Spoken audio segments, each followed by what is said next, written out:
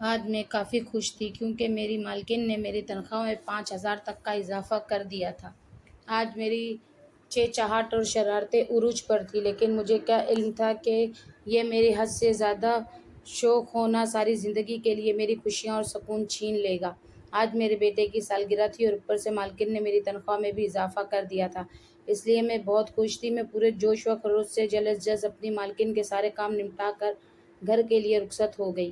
میں ہنستی مسکراتی ہوئی اپنے گھر کی طرف رواں دواں تھی کہ اچانک میری نظر سڑک کے دائنی جانب بنے ایک سنسان سے خالی پلاٹ پر پڑی۔ جیسے ہی میری نظر اس خالی ویران سے میدان کے بیچوں بیچ پڑی میز پر پڑی تو ایک پل کے لیے میرے آنکھوں کی پتلیاں اپنی جگہ پر ساخت و جامد ہو گئیں۔ میں حیرت و دبدبے یقین سے اس منظر کو دیکھنے لگی۔ میرے حسیات مجھے اس منظر پر یقین کرنے سے روک رہی تھیں، جبکہ میں بت بنی اپنی آنکھوں پر یقین کرنے پر مجبور تھی۔ میرے قدم خود بخود اس میز کی طرف بڑھنے لگے۔ جیسے ہی میں میز کے پاس پہنچی تو میرے رونگٹے کھڑے ہو گئے۔ میں سامنے کا منظر دیکھ کر دنگ رہ گئی۔ میری آنکھیں باقاعدہ باہر ابلنے کو تھیں، جبکہ میرا دل ایک دم بہت زوروں سے دھڑکنے لگا تھا، کیونکہ میں نے دیکھا کہ میرا نام خالدہ قیوم ہے، میری عمر 25 سال ہے، میں نے مڈل تک کی تعلیم حاصل کی۔ میری ماں مجھے جنم دیتے ہی مر گئی تھی، اس لیے میری پرورش کی خاطر میرے ابا نے دوسری شادی کر لی، مگر اس عورت کے آتے ہی مجھ سے میرا باپ چھین لیا۔ اس نے میرے ابا کو میرے حق سے بات کرنے سے بھی یہ کہہ کر منع کر دیا کہ یہ عورتوں کے معاملات ہیں، تم ان سے دور رہو، اور بس اس دن کے بعد میرے ابا نے میرے بارے میں بات تک کرنا چھوڑ دیا۔ میری سوتیلی ماں نے مجھ پر ہر طرح کے ظلم کیے، مجھ سے نوکرانیوں کی طرح کام لیا، لیکن ان سب کے بعد بھی مجھے میری سوتیلی ماں کا دل نہ بھرا تو اس نے 18 سال کی عمر میں ہی ایک نشئی کے ساتھ میری شادی کر دی۔ ابا نے اس پر احتجاج کرنا چاہا، لیکن اس عورت نے یہ دھمکی دے کر ابا کو خاموش کروا دیا تھا کہ اگر میرے ابا میرے حق میں کچھ بھی بولے یا میری شادی رکوانے کی کوشش کی تو میری سوتیلی ماں ان سے خلا لے کر اپنے 3 بچوں کو لے کر ہمیشہ ہمیشہ کے لیے اپنے مائکے چلی جائے گی۔ میرے ابا نے تینوں بچوں کی خاطر مجھے اکیلی کی قربانی دے دی اور خاموشی سے مجھے ایک غریب سے نشئی کے ساتھ بیاہ کر گھر سے رخصت کر دیا۔ میں خون کے گھونٹ پیتے خاموشی سے اپنی نئی زندگی کی طرف چل دی، جہاں میرے لیے تا عمر غم اور تکالیف لکھی تھی۔ میرا شوہر تھا تو اچھا، لیکن وہ ایک ایسا نشئی تھا جسے نشے کی بہت بری لت لگی ہوئی تھی۔ شادی کے ایک ہفتے بعد ہی ہمارے گھر میں کھانے کے لالے پڑ گئے۔ چونکہ میرا شوہر ایک نشئی تھا، اس لیے وہ کمائی نہیں کرتا تھا، بلکہ گھر کی چیزیں بیچ کر اپنا نشہ پورا کرتا تھا، مگر میں یوں ہاتھ پہ ہاتھ دھرے گھر پہ نہیں بیٹھ سکتی تھی، کیونکہ جو بھی تھا پیٹ کی آگ تو کسی بھی طرح بجھائی ہی تھی نا۔ اس لیے میں آس پاس کے گھروں میں کام کرنا شروع کر دیا۔ شادی کے 2 سال یوں ہی گزر گئے، مگر ان 2 سالوں میں اللہ تعالیٰ نے مجھے ایک بہت پیارے بیٹے سے نوازا تھا۔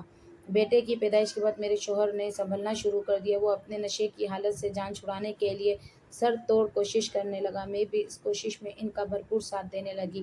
یوں محسوس ہونے لگا تھا کہ صدیوں سے صبر کا اجر ملنا شروع ہو گیا ہے مجھے۔ میری زندگی پرسکون ہونے لگی تھی، میں اب خوش رہنے لگی تھی کہ ایک دن اچانک ایسا حادثہ رونما ہوا کہ جس نے میری زندگی دوبارہ اجیرن کر دی۔ اس دن کام سے جلد فارغ ہو کر میں جلد بازی میں گھر کی طرف روانہ تھی، کیونکہ آج میرے بیٹے کی سالگرہ تھی۔ میں یوں ہی گزرتے ہوئی ایک ویران سی میدان کے بیچوں بیچ پڑے میز اور اس پہ براجمان نفس کو دیکھ کر چونک گئی۔ اپنی حیرت پر قابو پاتے ہی میں متجسس سی ہوتی اس میز کی طرف بڑھ گئی۔ جیسے ہی میں میز کے پاس پہنچی تو میرے رونگٹے کھڑے ہو گئے۔ میں سامنے کا منظر دیکھ کر دنگ رہ گئی۔ میری آنکھیں باقاعدہ باہر ابلنے کو تھیں، جبکہ میرا دل ایک دم بہت زوروں سے دھڑکنے لگا تھا، کیونکہ میں نے دیکھا کہ ایک بہت زیادہ خوبصورت سی لڑکی سفید رنگ کی فراق پہنے سورج کی طرف منہ کر کے آنکھیں بند کیے اس میز پر بیٹھی تھی۔ اس لڑکی کی رنگت دودھ کی مانند سفید تھی، اس کے سنہری بال کمر کے نیچے تک جھول رہے تھے۔ اس کی مومی ہاتھ اس لڑکی کی نزاکت کا پتہ دے رہے تھے، مگر میری لاکھ کوشش کے باوجود بھی مجھے اس لڑکی کے پاؤں نظر نہیں آئے، کیونکہ اس کی فراق اس قدر لمبی تھی کہ اس کے پاؤں اچھی طرح چھپے ہوئے تھے۔ بالآخر میں اس کے پاؤں کو اگنور کرتے اس بار پھر سے اس کا جائزہ لینے لگی۔ میری آنکھیں حیرت کی زیادتی سے پھٹی کی پھٹی رہ گئی تھیں، کیونکہ میں نے اپنی پوری زندگی میں اس قدر خوبصورت، دلکش اور دل موہ لینے والی لڑکی نہیں دیکھی تھی۔ میں کب سے کھڑی اس لڑکی کو دیکھ رہی تھی، لیکن اس لڑکی نے اب تک کوئی رد عمل ظاہر نہیں کیا تھا۔ وہ جیسے کہ تیسی آنکھیں بند کیے سورج کی طرف منہ کیے بیٹھی ہوئی تھی، جبکہ میں اب تک پوری کی پوری پسینے سے بھیگ چکی تھی۔ مگر حیرت انگیز بات یہ تھی کہ مسلسل سورج کی تپش اس کے چہرے پر پڑنے کے باوجود بھی اس کے ماتھے پر ایک ننھا سا پسینے کا قطرہ تک نمودار نہیں ہوا تھا۔ میں کچھ دیر مزید خاموشی سے کھڑی اس کی کسی حرکت کی منتظر بنی رہی، لیکن جب کافی دیر بعد بھی وہ لڑکی نہ ہلی تو میری ہمت جواب دے گئی۔ میں یکدم اس کی طرف بڑھی اور اسے زور سے ہلاتے ہوئے بولی کہ اے لڑکی، پاگل تو نہیں ہو گئی تو جو گرمیوں کی اتنی تپتی دوپہر میں یوں اس سنسان میدان میں تنہا بیٹھی سورج کو دیکھے جا رہی ہو؟ جیسے ہی میری بات ختم ہوئی تو اس لڑکی نے ایک دم اپنی آنکھیں کھول دیں، جبکہ اس کی آنکھیں حد درجہ سرخ رنگ کی تھیں۔ اس نے خون کی طرح لال انگارہ اپنی آنکھیں میری حیران پریشان آنکھوں میں گاڑ دیں۔ اس کی آنکھوں سے غصہ اور نفرت ایک ساتھ بہت شدت سے پھوٹ رہے تھے۔ اس لڑکی کا یہ روپ دیکھ کر میرے ہوش اڑ چکے تھے، میری جان ہوا ہونے لگی۔ میں اب جلد از جلد یہاں سے بھاگ جانا چاہتی تھی، مگر مجھے یوں محسوس ہوا کہ جیسے اس لڑکی نے اپنی آنکھوں سے ہی میرے پورے وجود کو جکڑ لیا ہو۔ میں چاہ کر بھی ایک انچ وہاں سے ہل نہ سکی۔ میرے ہاتھ پاؤں ایک دم سرد پڑ چکے تھے، جبکہ میرا سارا وجود ہولے ہولے لرز رہا تھا۔ وہ وحشت زدہ نظروں سے مجھے مسلسل گھورے جا رہی تھی، جبکہ میں خوف و ہراس کا شکار ہوئے اس سے نظریں بھی نہیں ہٹا پا رہی تھی۔ مجھے جیسے ہی اپنی سانس گھٹتا محسوس ہوئی، اس نے یکدم مجھے اپنے خوفناک نظروں کی قید سے آزاد کر دیا۔ جیسے ہی اس لڑکی نے اپنی آنکھیں دوبارہ بند کی، میں ایک زور جھر جھٹکے سے نیچے زمین پہ گر گئی۔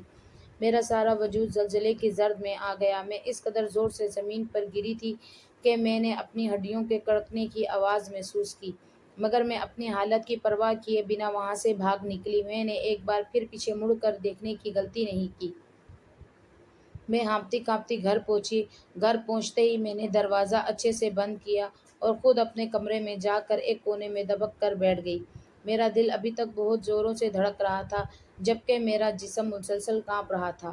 میری آنکھیں ابھی تک سخت و جامد تھیں۔ خوف و دہشت سے میری رنگت سفید پڑ چکی تھی، جیسے کسی نے میرے جسم سے سارا خون نچوڑ لیا ہو۔ میرا سر بہت شدت سے درد کر رہا تھا، مگر میں پھر بھی یہ سوچ رہی تھی کہ آخر وہ لڑکی تھی کون؟ اسے اس بیابان میں کوئی ڈر کیوں نہیں لگ رہا تھا اور اس کی آنکھیں اتنی سرخ کیوں تھیں؟ آخر وہ مجھے اس قدر غیظ و غضب سے کیوں دیکھ رہی تھی؟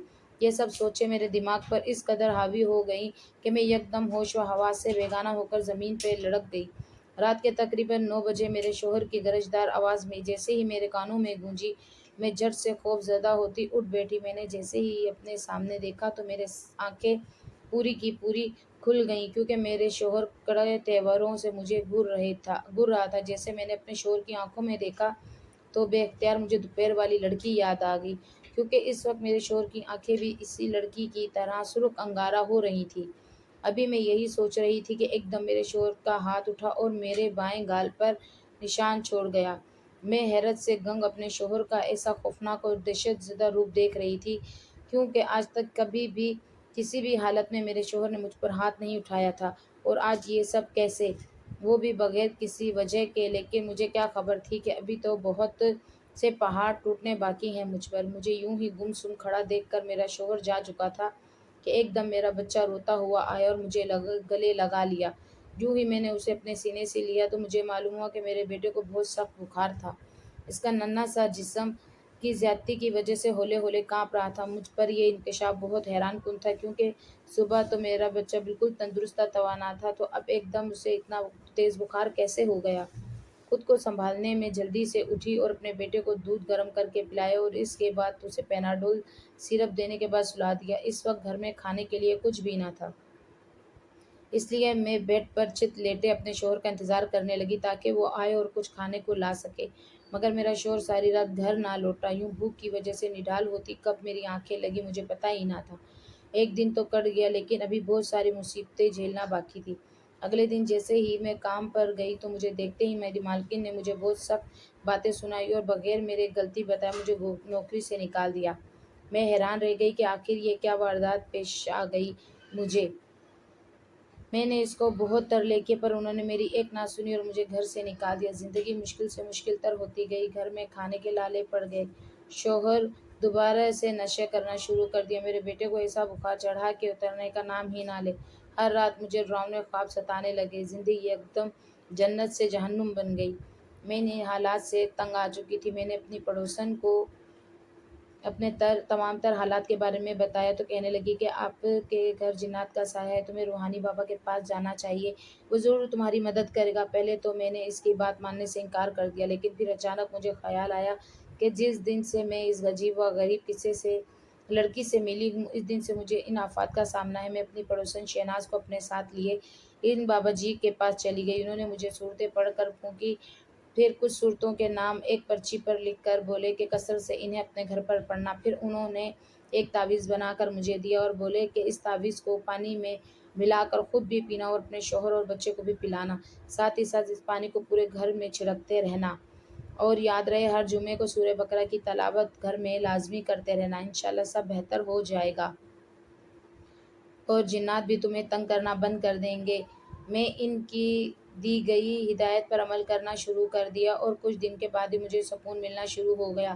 میرے گھر کے حالات بدلنے لگے، میرے شوہر کا نشہ بالکل چھوٹ گیا، ساتھ ہی ساتھ ایک فلاحی تنظیم کی طرف سے بہت اچھی آمدن والی ملازمت بھی مل گئی، جس کی وجہ سے اب مجھے کام کی حاجت نہیں رہی تھی، اور میرا بچہ بھی ماشاءاللہ ایک دم صحتیاب ہو گیا تھا۔ زندگی دوبارہ خوشحال اور پرسکون ہو چکی تھی۔ جمعے والے دن سورہ بقرہ کی تلاوت کرنے کے بعد میں اللہ سے باتیں کرنے لگی، میری آنکھوں میں آنسو تھے اور زبان پر یہ الفاظ تھے کہ بلا شبہ جنات بھی اللہ ہی کی مخلوق ہے، سب جانے انجانے میں ہم انہیں تنگ کر دیتے ہیں تو وہ بھی ہمیں پریشان کرنا شروع کر دیتے ہیں، لیکن ان سے نجات حاصل کرنا صرف اور صرف اللہ کے کلام پاک یعنی قرآن مجید میں ہی ہوتا ہے۔